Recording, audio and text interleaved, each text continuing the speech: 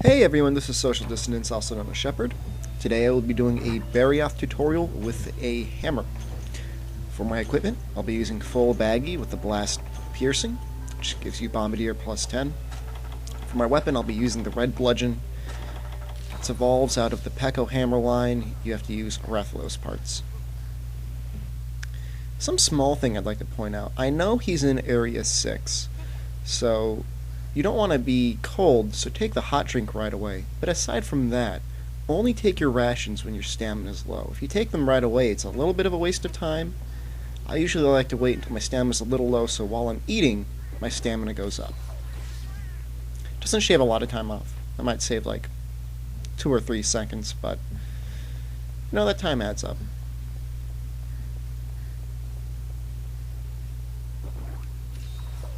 I liked the Sword and Shield video, but I feel as if I didn't quite capture all of the strategy of Barioth. And people were saying he's impossible to do with a hammer. He's really not. It's just a matter of figuring out his pattern, which is it's a bit more complicated than other monsters. Especially with monsters like Rathalos and Rathian. What I'm talking about is how they act after they've attacked. Rathalos and Rathian, they almost always turn twice to you after they've done an attack. Barioth, he only turns once. And then after he turns once, it's like, you know, it could only be 45 degrees. He will either jump or he will attack. So if you're expecting him to turn around again, he's not going to. So I brought a pitfall trap. I brought materials for 2 rounds of large barrel bomb pluses. Also, as you may have seen there, I do have speed trap enabled. It's Trapmaster. I just gemmed that in. That's not too hard to gem in. It only requires 5 slots.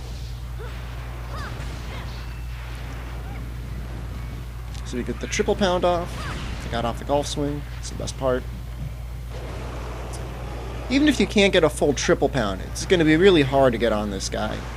Really, you're going to want to be going for all the attacks you can while still keeping yourself safe. See, you know, that was another instance. I was saying earlier, he doesn't turn around twice. He only turns around once. And if you're not hitting him then, you're not going to hit him. You'll find that the level 2 charge is fairly helpful for him. You need to stay as mobile as possible. And the level 2 charge kind of drives you forward a little bit. Usually it's enough to get a little hit in. I almost hit him there. You wouldn't think it, but actually, in many cases, the closer you are to Barioth, the safer you are. I mean, he's always, you know, attacking at you, but if you're already too close for him, for his attack to actually hit you, like, his body's going to pass over you, then you're in pretty good shape. Okay, I'm going to get owned pretty hard right here. I hope you guys don't mind. It's not really a whole lot I could have done. I kind of got into a combo.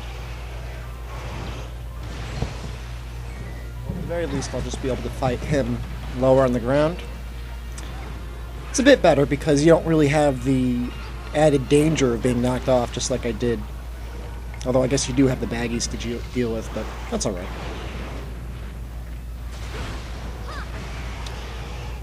Okay, I didn't hit him in the head there, but I mean that's pretty much the best part about Baggi armor, is that it shortens your focus time or your charge time by at least twice. And it really lets you get those super pounds off on monsters that you wouldn't really be able to get them off on otherwise.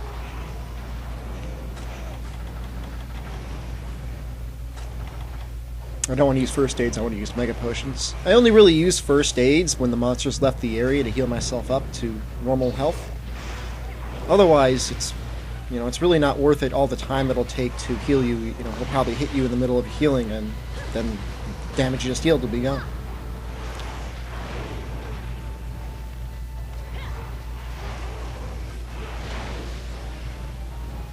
As you can see, I haven't really demonstrated it too much, but it's really possible to evade through his attacks. On the previous video I posted with Barioth, someone's like, hey, you know, you really should be rolling into him. And I didn't show that all that much with the Sword and Shield, but, you know, he's right. As long as you're rolling into his attacks, generally he will fly over you. Or if, you know, he's tall enough, he just kind of, like, sails over you even if you're standing in the right area. that's the difference between this and the PSP games, is that in the PSP games, it's like the hitboxes for the enemies were just huge. Okay, you're going to try and get some triple pounds off. They didn't necessarily match up with where the monster's actual body is. Now, when you see a monster attacking, his body is really where, you know, the damage is going to come from. It'd be very interesting to see what Plesioth would act like in Try, as opposed to what he acted like in Unite. If he sits there and screams, you do what you can to get your attack out as quickly as possible, because he doesn't sit there growling as long as the other monsters. Alright, I didn't have my positioning right, so I'm going to try and reposition myself. That was a good evade. If you've already broken his tusks, you really kind of want to focus on his wings, unless you're trying to get another knockout. Somebody took offense to me calling them wings. I mean, they're wings or claws. I mean, they're the same thing.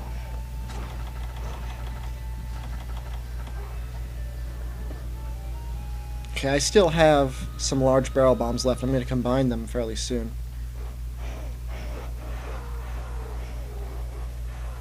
Something to note, if you feel like your farming production is low, is what I do.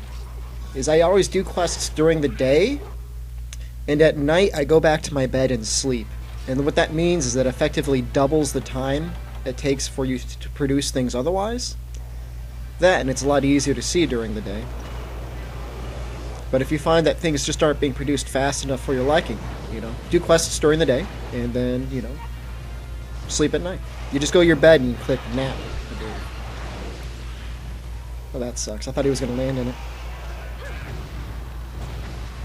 You know, don't get focused. Like, if you're doing one thing, like, I wanted to set large barrel bombs, don't go into that one activity with a single-minded obsession. If you see that he's left an opening like he just did, take advantage of it and actually try to attack him.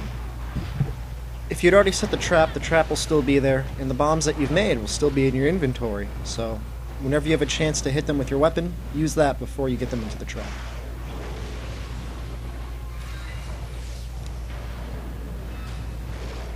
Okay, so Cha-Cha just came back. That means I'm going to have a little bit more opportunity to attack him.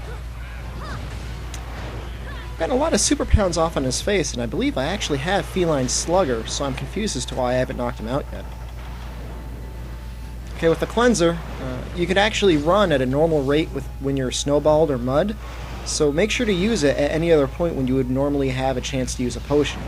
Just a quick comment on the amount of damage it takes to cut off Barioth's tail. One time I went into a match with a full clip of cutting ammo, or slicing ammo in my bowgun, and I fired off at least 30 shots into it and it did not come off. So while it's a huge target, it clearly has a lot of cutting damage that needs to be applied to it in order to remove it. So if you're playing online or offline and you want to get it off, you really want to be bringing shock traps or flash bombs or some other way to immobilize him so you can really go to town on it. Okay, so I tried to go for that level 2 charge. Sometimes when you're in a really wide open area, it's really easy to misjudge how far it is that you need to go in order to actually hit them. Let's say it's probably about the length of maybe 1.5 rolls that the level 2 charge will take you forward. Oh, he's almost done. That's great. Well, I have Perception on, I believe. Maybe I don't. No, I don't have Perception on. But when you see something limping like that, it's clear that they are very close to death. For Barioth, he always returns to Area 6. He goes back up onto that little plateau. I've already created the pitfall trap. I'll probably try and capture him on the low ground.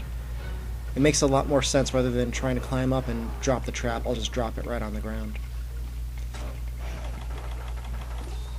You'll notice that for my combination success rate, it was 100%. Speed setup not only increases the rate at which you lay down traps and bombs, it also increases the rate at which you create traps to 100%. I'm not really concerned if he hits me. It's not going to kill me, and I'm going to capture him pretty soon anyways. I only have 2 tranq bombs. I have to make sure I don't miss with these.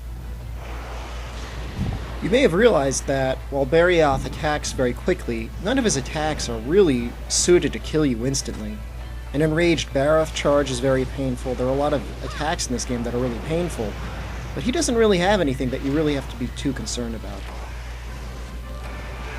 So in any case, let's see how much time this is. I think it's probably been about 11 minutes and 8 seconds. It's not bad. If I'd landed a couple more super pounds to his head, I probably would have knocked him out. In any case, the armor I have, it's just normal Baggi plus a blast earring. It's the red Bludgeon. I do have a really cool charm on, but even without the charm, you should be able to fit in Trap Master and make trapping him a lot easier. You don't have to worry about him hitting you mid-trap. Aside from that, just make sure to take in all the hits you can. Don't get too focused on landing super pounds if he's going to be too far away for you to finish the focus charge. And don't get too focused on finishing all triple pounds anyways, because the first hit from the hammer combo is pretty good. So, even if you get one attack off on him, make sure to take it. In any case, until next time, good luck, and have a good hunt.